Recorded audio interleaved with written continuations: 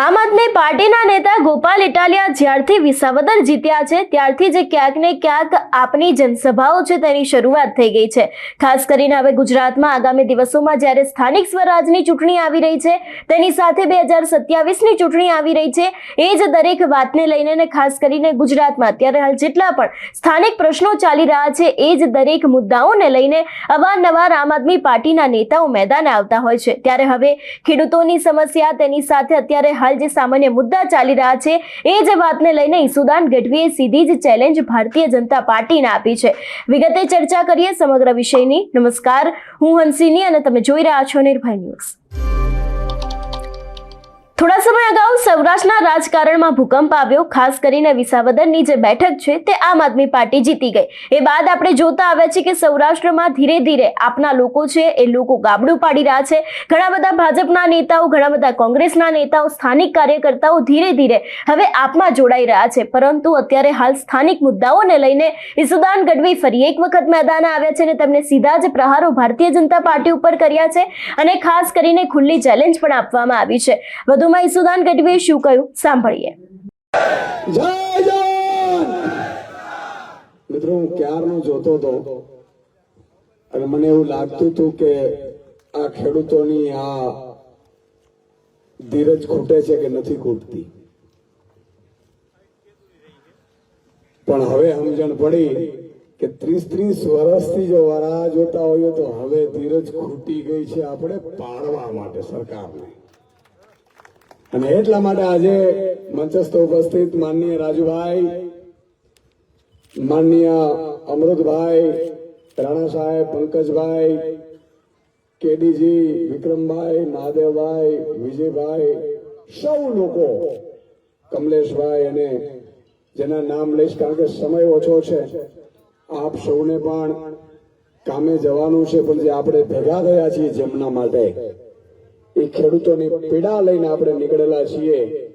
અને એ પીડા એટલા માટે આજે હમણાં ઘણા ભાજપમાંથી આગેવાનો ખૂબ જોડાયા, વિજયભાઈ સહિત બધા, અને બધા હજી આપણે જોડાવાના છે।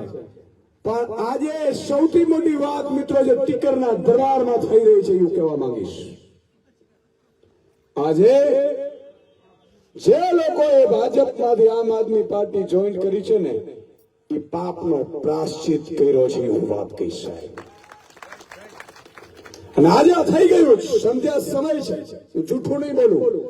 મને આજે ભાજપના નેતાઓ મળીને વારંવાર કહે છે કે ઈસુદાનભાઈ તમે લડજો, ઈસુદાનભાઈ તમે ખેડૂતો માટે લડજો, ઈસુદાનભાઈ કઈ કરજો। અમે તો કૌભાંડી છીએ, નીકળી નથી શકતા, પણ તમે હવે આ પ્રજાને તારજો, આ ભાજપના નેતાઓ કહે છે મિત્રો।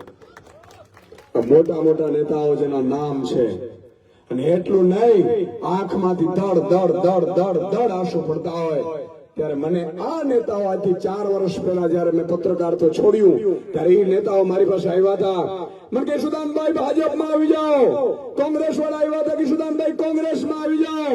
પણ મિત્રો આજે જે રાજુભાઈએ વાત કરી એ વાતની સાથે હું આપને કહેવા માંગીશ કે અમે રાજનીતિ કરવા માટે નથી આવ્યા। મેં ત્યારે પણ કીધું હતું કે ભાજપ વાળાઓ તમારો તો મુખ્યમંત્રી હોય ને એ ચમચો છે, એમાં શું કરવાનું છે સાહેબ। અમે તો એ છીએ કે જહાં હમ ખડે હોતે ના લાઈન વહાં સે શુरू હોતી है સાહેબ। અમે નક્કી કરતા હોઈએ, તમારા બાપની તાકાત નથી કે તમે ગુજરાતોનો, ખેડૂતોનો, મજૂરોનો, શ્રમિકોનો ભલું કરી શકો। મને કે કેમ ન થાય? મેં કીધું કરો દેવું માફ, તમારામાં તાકાત હોય તો કરો દેવું માફ, આપો ખેડૂતોને ભાવ। અને એટલું નહીં, ત્યારે પણ મેં કીધું તો મિત્રો ભાજપના નેતાઓને કે તમારી તાકાત નથી, એના માટે જીગરો જોઈએ। આ ખેડૂતો, ગરીબો, વંચિતો, શોષિતો માટે મરવાની તાકાત જોઈએ ને, ઈ જ આ ધરતી ઉપર રાજ કરી શકે છે। અને હું કહેવા માંગુ છું આજે ટીકરની ધરતીઓ પરથી કે જો ભાજપ પણ એમ કહેવા માંગતા હોય કે ઈસુદાનભાઈ અમે પણ ખૂબ સારું કરી દઈએ, હું એમ કહું છું 5 કામ ખેડૂતોના કરી દો, ઈસુદાન ગઢવી આજીવન રાજનીતિમાંથી સંન્યાસ લેશે। મારે કોઈ રાજનીતિ નથી કરવી સાહેબ। ભગવાનની કૃપાથી ઈશ્વરે ખૂબ આપ્યું છે। એક કલાક 2 કલાકના 2 લાખ રૂપિયા લેવાની ત્રેવડ હું ધરાવું છું. ઈશ્વરે કોઈ કમી નથી રાખી.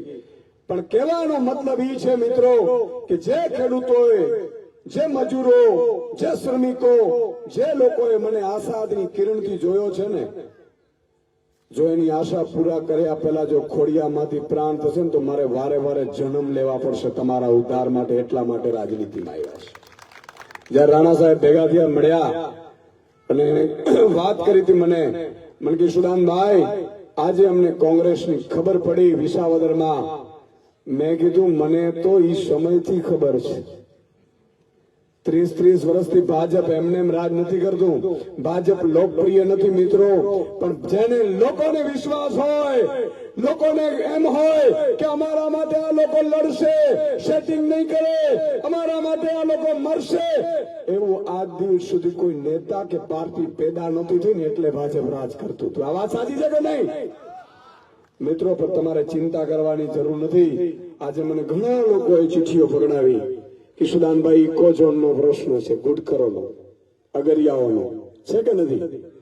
સાહેબ કેના પ્રશ્નો નથી? તમે વિચાર કરો કે ગીરમાં જાઓ તો ઇકોઝોનનો પ્રશ્ન, અહીંયા આવો તો ઇકોઝોનનો પ્રશ્ન. મીઠાના ઉદ્યોગોમાં મિત્રો ભાજપના નેતાઓએ મલાઈ ઉતારે, જાણે સોનાની ખાણો છે. ભણના દીકરાઓ મીઠામાં જોઈ ગયા. બોલો, મીઠું નથી રહેવા દેતા. આ મીઠા વગરના એને હું કેવું મારે સાહેબ? હે, જે લોકોની ગરીબો, વંચિતો, શોષિતો, હમણાં વાત કરી, શૌચાલયો ખાઈ ગયા, બ્રિજ ખાઈ ગયા, રોડ ખાઈ ગયા, તળાવો ખાઈ ગયા, રણ ખાઈ ગયા. મને તો એટલું થાય છે ભગવાનને કહું છું જલ્દી 2 વર્ષ લાવ, ચૂંટણી લાવ, નહીં તો મારું આ ગુજરાત આખું ખાઈ જાય ભણના દીકરાઓ. પણ આજે મને આનંદ એ વાતનો છે, વિજયભાઈ ની લોકો મળવા જે દિવસે મને આવ્યા હતા, ગુરસુભાઈ લઈને આવ્યા, અને ત્યારે મેં કીધું ભાજપ હોય, કોંગ્રેસ હોય, આપણે કોઈ વ્યક્તિગત કોઈથી વાંધો નથી, પણ એની સિસ્ટમ એટલી ખરાબ છે મિત્રો. આજે આપણું સપનું છે ગુજરાત કેવું હોવું જોઈએ. આજે ગુજરાતમાં કોઈને ન્યાય નથી મળતું સાહેબ. આજે બધા મિત્રો, હમણાં જ રાજુભાઈએ કીધું હાથ ઊંચો કરો, કોને દેવું? મારા ઉપર દેવું છે, ખેડૂત છું, આપણે બધા ઉપર છે. અને એક હિન્દુસ્તાનનો મિત્રો ખેડૂત એવો છે કે જે કરોડો રોજગારી આપી શકે છે. કલ્પના કરો કદાચ 5 વર્ષ વરસાદ ન થાય ને આપણે જમીનમાં એક ટીપું આવીએ નહીં, એક છોડવો વાવીએ નહીં, તો હાલત શું થાય? બોલો, હાથ મરી જાય. આ પ્લેનો ખવાતા નથી, 200 કરોડના પ્લેન લઈને નીકળે છે. પણ મિત્રો ચિંતા કરવાની જરૂર નથી ખેડૂતો માટે, કારણ કે અમે વિઝન લઈને નીકળ્યા છીએ. અમે સાહેબ, અમે બધા લોકો વિઝન લઈને નીકળ્યા છીએ. ખેડૂતો 1 કરોડ 54 લાખ ખેડૂતો છે, એ પેલા એક થાય. ભાજપ કોંગ્રેસ ભૂલી જાઓ. જે લોકો ખેડૂતનો દીકરો છે, જે લોકોને ખેડૂતમાં એમ થાય છે માલધારીનો દીકરો છે, એટલે પશુપાલક છે, એ બધાએ એક થવાનો સમય આવી ગયો છે. 54 લાખ ખેડૂતો છે. કેટલા? 54 લાખ ખેડૂતો. તમને ખબર છે આપણે કેટલી લૂંટ આ લોકો ચલાવે છે? 20 વીઘાના માલિક ખેડૂતો શું કામ ગુલામની જેમ જિંદગી જીવે છે? શું કામ આપણે યાચક બની રહ્યા છીએ? શું કામ આપણે ભાવ નથી મળતા? મિત્રો, સ્વામિનાથન કમિશનના રિપોર્ટ પ્રમાણે જો ભાવ આપવામાં આવે તો આજે 2560 રૂપિયા મણનો ભાવ મગફળીનો થાય. કપાસનો ભાવ 1500 રૂપિયા 11 વર્ષ પહેલા હતો. કેટલો ભાવ હતો? 1100 રૂપિયા, 1500 રૂપિયા ભાવ હતો ને અત્યારે 900 ને 1000 રૂપિયા છે. અને હજી આ મોદીજીએ ટ્રમ્પના કહેવાથી મિત્રો કપાસ ઇમ્પોર્ટ ડ્યુટી પાછી 0 કરી નાખી. હાલત એવી ખરાબ થશે. અને પછી શું કે ખબર? મને તો બીક લાગે, ભાઈઓ બહેનો એમ કે ને એટલે મને ધ્રુજારી ઉપડી જાય. મારો કાંઈક લાવશે પાછું, કોકની ચડીઓ કાઢી લે. ખરેખર આ દુઃખદાય.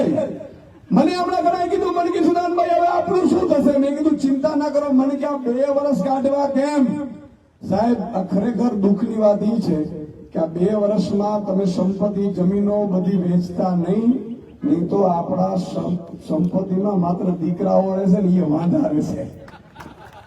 ભાજપે એટલો ઉપાડો લીધો છે, પણ આજે વિજયભાઈ અને આખી ટીમે સાહેબ પાપનો પ્રાયશ્ચિત કરવા જઈ રહ્યા છીએ.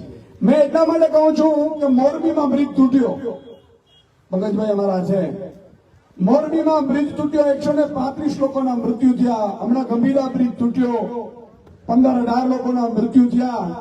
તમે કલ્પના કરો, ભગવાનનો ઈશ્વરનો એવો કાયદો છે કે માની લો કે તમે 5 લોકો મર્ડર કરવા ગયા હોય અને 5 માંથી ભલે છૂરો એક જ મારે, 4 સાથ આપતા હોય ને એ પાપના ભાગીદાર થાય કે ન થાય?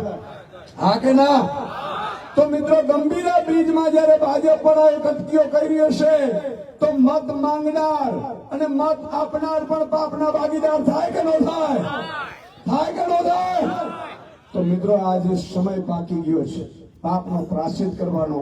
હું તમામ સારા લોકો ભાજપના આગેવાનોને કહેવા માંગુ છું, કોંગ્રેસમાં તો રાણા સાહેબે કહી દીધું, અને એના કરતા સાહેબ મેં જે કોંગ્રેસમાં જોયું છે, કોંગ્રેસ વાળા શું કે ભાજપ વાળા એમ કે તમે આનો વિરોધ ન કરતા, તો વાંધો નહીં, મારી 2 ફાઇલ છે ને એ જરાક પાસ કરી દેજો.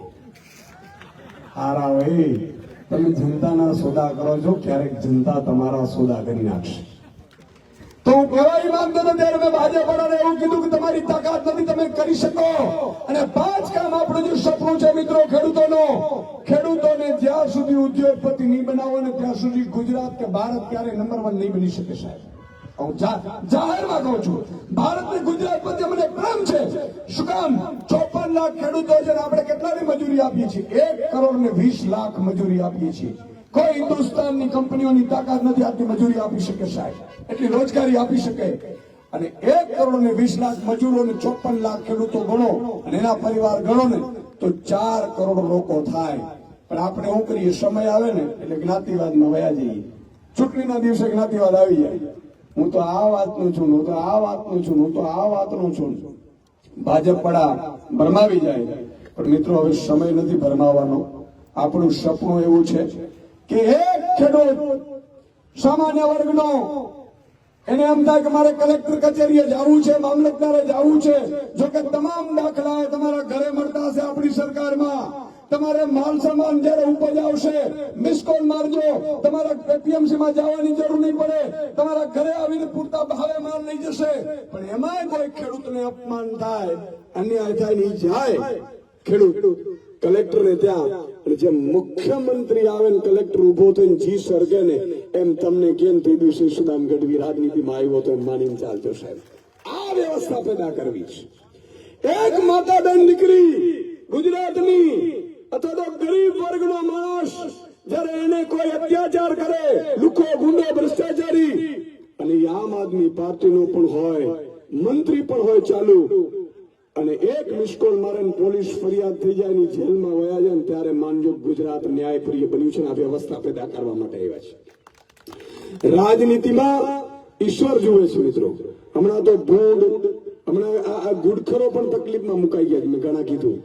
પછી મને ખબર પડી આ ગુડખરો અહીંયા વધતા કેમ જાય છે સાહેબ. ભાજપના નેતાઓને મારે કહેવું છે કે ગુડખરો દુખી, તમે જે ગુડખરોને દુખી કરશો ને તમે થશો ને, આ મારા ખેડૂતોને જે લૂંટીને જાય છે ને એ પાછું અહીંયા આવવું પડશે ને રાત્રે ઝટકા મસીને પીવાવું પડશે. આ નક્કી છે.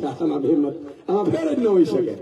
એટલે મારે આપ સૌને એટલું જ કહેવું છે કે એક જ ધ્યાન રાખજો મિત્રો કે એક આમ આદમી પાર્ટી એક એવી પાર્ટી છે જે સૌ બધા નેતાઓ બેઠા છે, કોઈ કૌભાંડી નથી, કોઈ ભ્રષ્ટાચારી નથી, અને 5 વર્ષ એક મોકો આપવાનો છે. અને તમને લાગે કે ના હવે નથી મેળ આવતો ત્યારે બદલી નાખજો. 15 વર્ષે સરકારે કાયદો લાવ્યો, 15 વર્ષે વાન બદલી નાખવાનો છે ભાઈ. 15 વર્ષે 15 વર્ષ જૂનો વાન તમે લઈને નીકળી ન આવો તો 30 વર્ષથી આ ભાજપ હવે તો બદલો, ભલામણા હવે તો બદલો. તો આ વાત સાથે મારે છેલ્લે એક નારો લગાવીશું આપણે. અને મારી એક જ ઈચ્છા છે મિત્રો કે ચૂંટણી સમયે ઘણા વિડીયો આવશે, ફરતા વિડીયો, ભેળસેળ વાળા, ઢીકડા વિડીયો, પાકિસ્તાનના વિડીયો, ક્યાંય ભરમાવાનું નથી. ભરમાવશો નહીં ને? હાથ ઊંચો કરીને મને આ વચન આપો, બરોબર? બધું એક જ ધ્યાન રાખવાનું, ઝાડુ સાહેબ. ગંદકી સાહેબ આપણે ઝાડુથી કરવાની છે. એક વખત ખેડૂત જો મજબૂત બન્યો, સમૃદ્ધ બન્યો ને સાહેબ, તો નાનો વેપારી જીવશે, શ્રમિક જીવશે, મજૂર જીવશે. બાકી ખેડૂતને જ્યાં સુધી સમૃદ્ધ નહીં કરીને ત્યાં સુધી કોઈ આરો આવવાનો નથી. તો છેલ્લે નારો લગાવીશું જોરદાર, બોલો ભારત માતા કી જય જવાન. અને જે લોકોને જોઈનિંગ બાકી હોય ને તમને લાગતું જોઈન થઈ જવું છે, આવી ગયા છે? બસ તો બધા આવી ગયા, કારણ કે મારે હજી ત્યાં પહોંચવું છે. બધા આવી ગયા છે, તમે ફેરાવી દેજો. ભારત માતા કી જય, જય જવાન જય કિસાન. તમારું શું માનવું છે આ વિષયને લઈને અમને કમેન્ટ કરીને ચોક્કસથી જણાવજો. તેની સાથે અમારી ચેનલ નિર્ભય ન્યૂઝને લાઇક, શેર અને સબસ્ક્રાઇબ કરવાનું ભૂલશો નહીં. નમસ્કાર.